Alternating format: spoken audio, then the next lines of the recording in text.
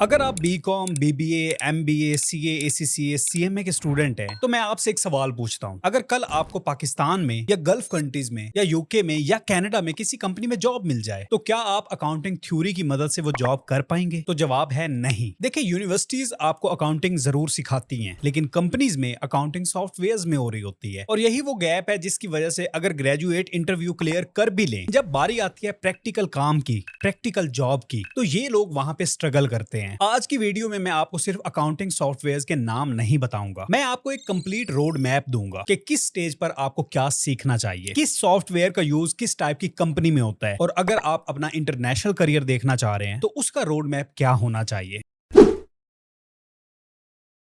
तो सबसे पहले आपने एक बात याद रखनी है कि अकाउंटिंग और अकाउंटिंग सॉफ्टवेयर ये दोनों डिफरेंट चीजें हैं। अकाउंटिंग एक लैंग्वेज है और अकाउंटिंग सॉफ्टवेयर्स इस लैंग्वेज को प्रैक्टिकल इंप्लीमेंट करने के टूल्स हैं। अगर आपके अकाउंटिंग के सॉफ्टवेयर्स वीक हैं, तो दुनिया का बेस्ट अकाउंटिंग सॉफ्टवेयर भी आपको सक्सेसफुल अकाउंटेंट नहीं बना सकता। और इसके अपोजिट, अगर आपके कॉन्सेप्ट क्लियर हैं, तो दुनिया का कोई भी अकाउंटिंग सॉफ्टवेयर सीखना बहुत ईजी है। इसीलिए किसी भी अकाउंटिंग सॉफ्टवेयर को सीखने से पहले आपकी फाउंडेशन स्ट्रांग होनी चाहिए। बहुत से ग्रेजुएट्स और बहुत से प्रोफेशनल क्वालिफिकेशंस के स्टूडेंट मुझसे ये सवाल पूछते हैं कि सर सैप सीखना चाहिए या ओरेकल सीखना चाहिए, और मेरा जवाब यही होता है कि सबसे पहले अपनी फाउंडेशन को स्ट्रांग करो। एक प्रोफेशनल अकाउंटेंट को बुक कीपिंग सीखनी चाहिए, उसको फाइनेंशियल स्टेटमेंट्स बनाना आना चाहिए, उसको टैक्सेशन का वर्क फ्लो समझना चाहिए, उसको ऑडिट का प्रोसेस समझना चाहिए, उसको रिपोर्टिंग और डेटा एनालिसिस पर कमांड होनी चाहिए। अगर अकाउंट्स रिसीवेबल का कॉन्सेप्ट क्लियर नहीं है, परचेज रिटर्न की अकाउंटिंग नहीं आती या फाइनेंशियल स्टेटमेंट्स का फ्लो समझ नहीं आता, तो कोई भी सॉफ्टवेयर सीखना आपका फजूल है। इसीलिए सबसे पहले कॉन्सेप्ट, उसके बाद स्किल और उसके बाद अकाउंटिंग सॉफ्टवेयर। इस माइंडसेट के साथ आपने आगे चलना है। अच्छा, यहाँ पर स्टूडेंट सवाल पूछते हैं कि सर कॉन्सेप्ट भी क्लियर है, अकाउंटिंग भी आती है, अब सॉफ्टवेयर कौन सा सीखें? देखिए, सबसे पहले आपको यह समझना पड़ेगा कि मार्केट में कोई भी सॉफ्टवेयर बेस्ट नहीं होता। हर सॉफ्टवेयर किसी स्पेसिफिक बिजनेस की जरूरत को पूरा करने के लिए बनाया जाता है, डिजाइन किया जाता है। फ्रीलांसर्स की रिक्वायरमेंट डिफरेंट है, स्मॉल ट्रेडिंग कंपनीज की रिक्वायरमेंट डिफरेंट है, मैन्युफैक्चरिंग कंपनीज की रिक्वायरमेंट डिफरेंट है, और मल्टीनेशनल कंपनीज की बिल्कुल अलग। जैसा कि 5 सीटर कार और 50 सीटर बस दोनों ट्रांसपोर्ट के लिए हैं, लेकिन दोनों का पर्पस डिफरेंट है। बिल्कुल इसी तरह अकाउंटिंग सॉफ्टवेयर भी कंपनी के साइज और कम्प्लेक्सिटी के मुताबिक सिलेक्ट किया जाता है। अगर आप स्टूडेंट है या अपना अकाउंटिंग करियर स्टार्ट करने वाले हैं, तो सबसे पहले आपको उन अकाउंटिंग सॉफ्टवेयर्स की अंडरस्टैंडिंग डेवलप करनी चाहिए जो कि एसएमईज और ग्रोइंग बिजनेसेस में सबसे ज्यादा यूज हो रहे होते हैं, जैसे कि quick book online, zero, says, tally prime और ज़ोहो वगैरह। इन सॉफ्टवेयर्स के थ्रू कंपनीज अपनी बुक कीपिंग कर रही होती हैं, अपनी इनवॉइसेस बनाती हैं, सप्लायर्स को मैनेज करती हैं, बैंक रिकंसिलिएशन करती हैं और फाइनेंशियल रिपोर्ट्स प्रिपेयर करती हैं। इसीलिए अकाउंट्स एग्जीक्यूटिव्स, बुक कीपर्स और फाइनेंस ऑफिसर्स की जॉब्स में ये सॉफ्टवेयर्स फ्रीक्वेंटली मेंशन होते हैं। और सबसे अच्छी बात ये है कि ये सॉफ्टवेयर सिर्फ पाकिस्तान में नहीं है, बल्कि UAE, Saudi Arabia, UK, Canada, Australia और बहुत सी कंट्रीज में यूज हो रहे होते हैं। अच्छा, यहाँ पर आपने ये बात भी जहन में रखनी है कि सॉफ्टवेयर सीखना इंटरनेशनल जॉब की गारंटी नहीं होती। कंपनी साथ में आपके अकाउंटिंग नॉलेज को भी चेक करती हैं, आपकी कम्युनिकेशन लेवल, आपकी प्रेजेंटेशन, आपके एथिक्स और प्रैक्टिकल एक्सपीरियंस, ये भी बहुत मैटर करता है। खैर, अब मान लीजिए आपकी अकाउंटिंग फाउंडेशन भी बिल्कुल ठीक हो गई है, आपने किसी सॉफ्टवेयर पर भी प्रैक्टिकल एक्सपीरियंस गेन कर लिया है, और अब जो आपकी कंपनी है वो ग्रो कर रही है। अब उस कंपनी की एक ब्रांच के बजाय मल्टीपल ब्रांचेस हो गई हैं। वेयर हाउस है, परचेजिंग है, सेल्स है, एचआर है, पेरोल है। इसी सब में मैनेजमेंट को डेली बेसिस पर रिपोर्टिंग चाहिए। अब ये जितने भी डिपार्टमेंट है, ये अलग अलग सॉफ्टवेयर पर तो काम नहीं कर सकते ना, और इसी स्टेज पर ईआरपी सिस्टम की जरूरत पड़ती है। ईआरपी सिर्फ अकाउंटिंग सॉफ्टवेयर नहीं होता, ये पूरे बिजनेस को एक प्लेटफॉर्म पर कनेक्ट करता है, जैसे कि finance, inventory, purchasing, sales, production, payroll, human resources. ERP इन सबको कनेक्ट करता है एक जगह पर। इसीलिए यहाँ पर एंट्री होती है ओडो की, सैप बिजनेस वन की, माइक्रोसॉफ्ट डायनामिक्स की। ऐसी सिचुएशन में ये सॉफ्टवेयर जो है ये सोल्यूशन प्रोवाइड करते हैं, और यही कॉमन है इस टाइम मार्केट में। लेकिन यहाँ पर यह बात आपने जरूर दिमाग में रखनी है कि ये सेकंड स्टेप है जब कंपनी बड़ी हो जाती है।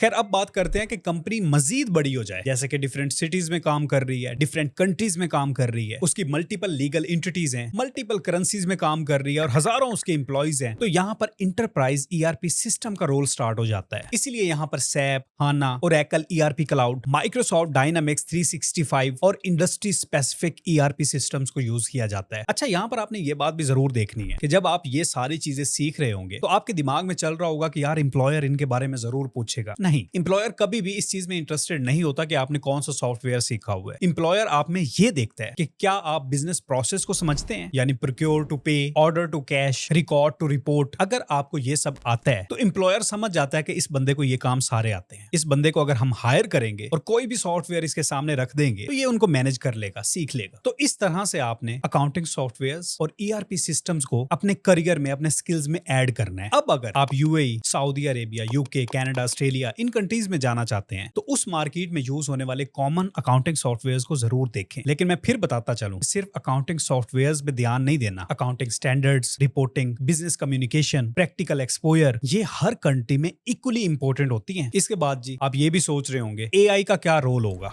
क्या एआई हमें रिप्लेस करने वाली है? ये जो इतने सॉफ्टवेयर्स हम कर रहे हैं तो क्या ये एआई है? तो मेरे भाई, एआई रूटीन के कामों को जरूर फास्ट कर रही है। यहां पर ये वर्ड ज़हन नशीन कर ले, फास्ट कर रही है, फास्ट कर रही है। लेकिन business decisions, financial analysis, internal controls, tax planning और मैनेजमेंट एडवाइजरी, ये अकाउंटेंट्स की ही रिस्पॉन्सिबिलिटी है। टेक्नोलॉजी, सॉफ्टवेयर्स, एआई आपको रिप्लेस नहीं कर रही, ये आपकी प्रोडक्टिविटी को इंप्रूव कर रही है। और यही बात है जो कि मोस्टली बंदे नहीं समझना चाहते। वो बस यही लगाए हुए हैं, एआई आ रही है, एआई आ रही है। वो समझना ही नहीं चाहते कि एआई आके करने क्या वाली है या वो क्या कर रही है। खैर, यहाँ पर अगर सारे रोड मैप को कंक्लूड किया जाए तो instead of software hierarchy, make skill hierarchy. Accounting concepts, financial statements, book keeping, tax basics, Excel, Power BI, audit understanding, then cloud accounting softwares, and finally enterprises ERP systems. These are exactly your courses, your skills. जब ये चीजें आपके पास आ गई हैं तो अब आप दुनिया के किसी भी कोने में मूव कर सकते हैं। आप कंप्लीट अकाउंटेंट है, आप दुनिया के किसी भी कोने में काम कर सकते हैं और आपको मजीद कुछ भी सीखने की जरूरत नहीं है। बाकी सारी मदद तो अल्लाह ही की तरफ से होती है। उम्मीद करता हूं कि जितनी भी चीजें मैंने आपको बताई हैं वो आपको समझ आ गई होंगी। अपने स्किल्स पर जरूर काम करें। एक्सेल है, पावर बीआई है, ऑडिट ऑफ फाइनेंशियल स्टेटमेंट है, प्रिपरेशन ऑफ फाइनेंशियल स्टेटमेंट है, फाइनेंशियल मॉडलिंग है, अकाउंटिंग सॉफ्टवेयर्स हैं, इन पे जरूर काम करें। कुछ डिटेल्स मैंने डिस्क्रिप्शन में दे दी हैं, तो आप जाकर देख सकते हैं। और अगर मजीद कुछ पूछना चाहते हैं तो वीडियो के कमेंट सेक्शन में पूछ सकते हैं, मैं उनको रिप्लाई कर दूंगा। तो अपना बहुत ज्यादा ख्याल रखिएगा। तब तक के लिए खुदा हाफिज।